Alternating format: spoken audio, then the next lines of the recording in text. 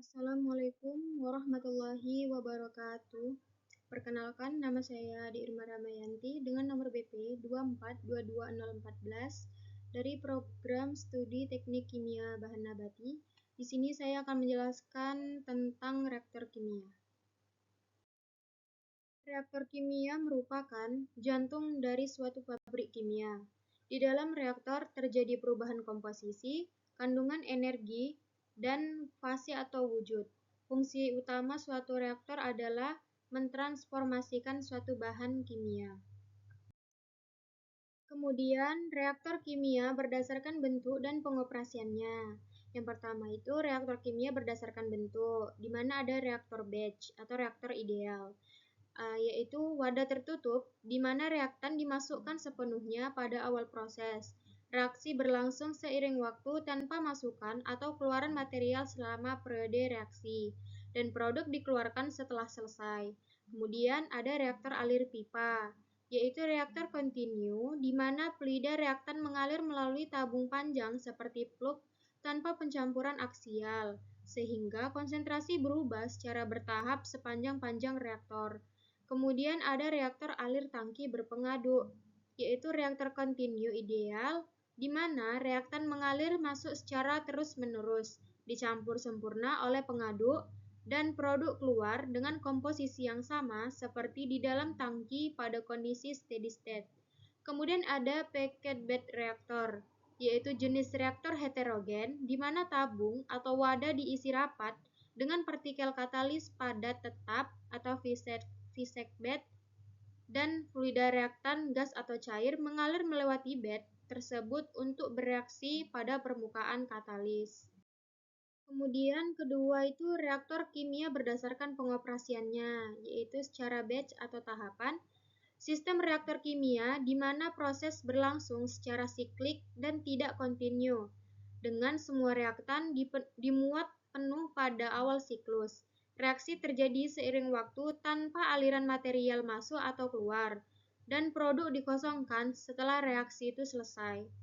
Kemudian secara kontinu adalah sistem reaktor kimia di mana reaktan itu dimasukkan dan produk dikeluarkan secara terus-menerus tanpa henti pada kondisi steady state, menghasilkan komposisi suhu dan tekanan konstan di dalam reaktor seiring waktu.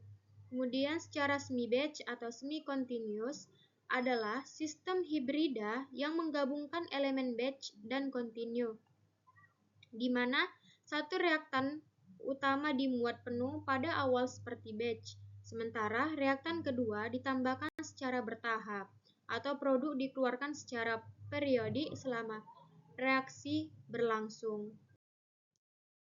Kemudian kelemahan dan keunggulan masing-masing penggunaan reaktor.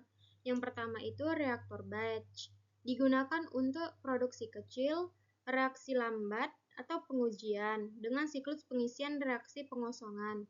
Keunggulannya itu mencakup fleksibilitas bahan baku dan kontrol suhunya mudah. Kemudian kelemahannya adalah waktu siklus panjang dan sulit diskalakan untuk produksi besar. Kemudian ada yang kedua itu reaktor semi batch, memungkinkan penambahan reaktan bertahap untuk kontrol konsentrasi atau gas evolusi, umum pada hidrogenasi. Kemudian keunggulannya adalah keamanan lebih baik dan adaptasi reaksi exotherm. Kemudian kelemahannya itu termasuk operasi tidak kontinu dan kompleksitas. Kemudian Continuous Stirred Tank Reactor atau CSTR, yaitu tangki berpengadu untuk campuran sempurna, ideal reaksi ordinal atau rendah. Keunggulannya adalah uniformitas suhu dan konsentrasi serta operasi stabil. Kelemahannya adalah konversi rendah untuk reaksi orde tinggi dan volume besar diperlukan. Kemudian ada plug flow reaktor atau PFR, tubular untuk aliran sumbat tanpa dispersi aksial, cocok reaksi orde tinggi. Keunggulannya itu mencakup konversi tinggi dan volume kecil. Kelemahannya adalah sulit kontrol suhu panjang dan waktu startup lama hingga kondisi tunak. Kemudian ada packed bed reaktor, yaitu diisi katalis padat untuk reaksi heterogen seperti cracking. Keunggulannya adalah efisiensi katalis dan luas permukaan besar. Kemudian kelemahannya itu termasuk penurunan tekanan tinggi dan hotspot yang sulit dikelola. Kemudian contoh-contoh industri yang menggunakan masing-masing reaktor. Yang pertama itu reaktor batch. Digunakan di industri farmasi untuk sintesis obat kompleks seperti antibiotik, fermentasi bir, atau etanol di industri makanan atau minuman, serta polimerisasi untuk produksi kecil seperti cat atau lem. Kemudian ada reaktor semi-batch, umum pada hidrogenasi katalitik di produksi bahan farmasi atau minyak nabati, serta penyerapan gas seperti pembuatan asam sulfat di industri pupuk. Kemudian ada continuous stirred tank reaktor, diterapkan di pengelolaan limbah, air limbah untuk degradasi biologis, produksi etilena glikol di petrokimia, dan reaksi netralisasi di pabrik pupuk. Kemudian ada plug flow reaktor, digunakan untuk cracking minyak bumi di kilang minyak, oksidasi etilen ke asam asetat di petrokimia, serta produksi amonia melalui proses Haber-Bosch. Kemudian ada packed bed reaktor, prevalent di cracking katalitik minyak bumi atau FCC, sintesis Fischer-Tropsch untuk bahan bakar sintesis dan reformasi uap untuk hidrogen di industri gas alam. Kemudian, rumus-rumus rancangan reaktor untuk masing-masing reaktor. Yang pertama itu reaktor alir tangki berpengadu atau RATB. Persamaan perancangan untuk menentukan volume RATB adalah V sama dengan FA0X per min RA. Reaktor bisa beroperasi secara non-adiabati atau adiabati. Kemudian, reaktor alir pipa atau tubular reaktor.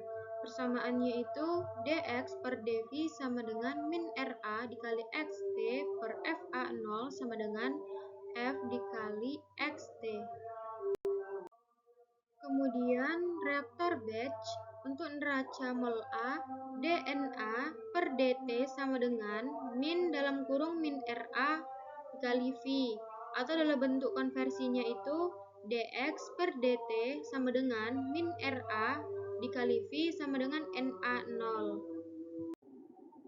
Kemudian hubungan laju reaksi dengan volume masing-masing reaktor. Yang pertama itu reaktor batch. Volume dihitung dari T sama dengan NA0 dikali integral X0 sampai XA dikali dXA per min RA, di mana waktu reaksi bergantung pada laju. Laju tinggi mengurangi volume atau waktu dibutuhkan untuk konversi sama. Yang kedua itu ada reaktor semi-batch. Mirip batch, tapi dengan aliran masuk. Volume efektif berubah. Laju reaksi memengaruhi waktu pengisian dengan V sama dengan integral V0 dt. Disesuaikan agar laju optimal hindari akumulasi. Kemudian ada continuous stirred tank reaktor atau CSTR. Persamaan V sama dengan FA0 dikali XA per min RA menunjukkan laju rendah karena campuran sempurna.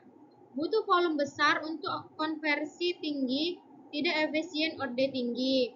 Kemudian yang keempat itu ada plug flow reaktor atau PFR, yaitu integral V sama dengan FA0 dikali integral X0 sampai XA dikali dXA per min RA.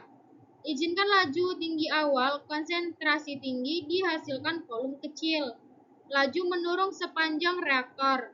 Kemudian yang kelima itu packed bed reaktor atau PBR, yaitu mirip PFR tapi dengan berat katalis W.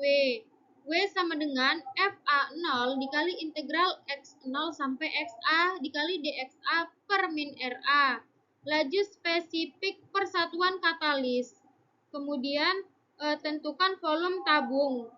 Lalu drop tekanan tambah kompleksitasnya.